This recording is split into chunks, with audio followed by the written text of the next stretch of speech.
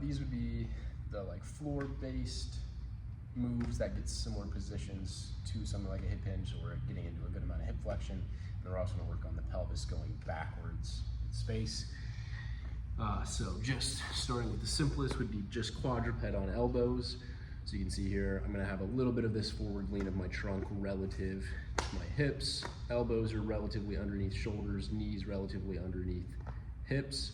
And then I'm just holding that position, and I'm lightly thinking about my points of contact being my elbows and forearms and my knees. I'm lightly pressing through those areas just so I'm not falling down onto the floor like so.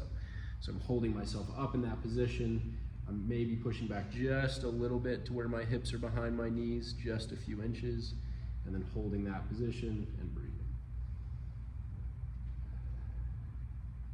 And then the progressions you could go from there, or at least I think, we can do the backwards crawling, which I know we were already doing. So that's just, I think we talked about on Friday, really small steps going backwards of alternate arm, alternate leg. And then I also really like starting in quadruped and then working on dropping to forearms. So again, that's gonna be similar to my hinge pattern where I'm in less hip flexion here, so the angle in the front of my hip you can watch is bigger, and then I'm just dropping onto my forearms as my hips go backwards in space.